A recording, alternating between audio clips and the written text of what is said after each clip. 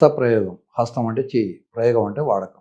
ఇది దొంగతనం చేసేవాడిని హస్తివాటం అంటాం. వాడికి చేయి వాటం ఉంది అంటే వాడు దొంగతనం చేస్తాడు అని చేతివాటం.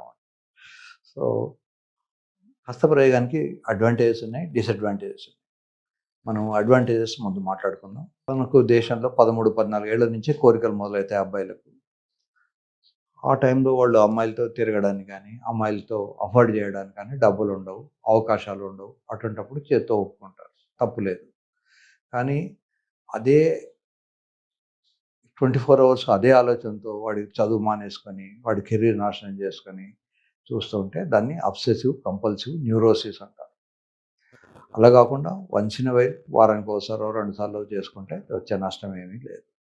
వీడు హస్తప్రయోగం చేసుకుంటాడు కనుక వీడు సంసారానికి పనికిరాడు, లేదా హస్తప్రయోగం చేయడు కనుక వీడు పనికొస్తాడు అనడం అనేది పొరపాటు విషయం. బ్లూ ఫిల్మ్స్లో కూడా కొంతమంది ఎక్సైట్ అయిపోతారు. అది బాగా అలవాటు అయిపోయిన తర్వాత వాళ్ళకు న్యాచురల్గా హ్యాపీగా అందంగా ఉన్న అమ్మాయి వైఫ్ కూడా పక్కన పడుకున్నా కూడా వాడికి అది ఉండదు.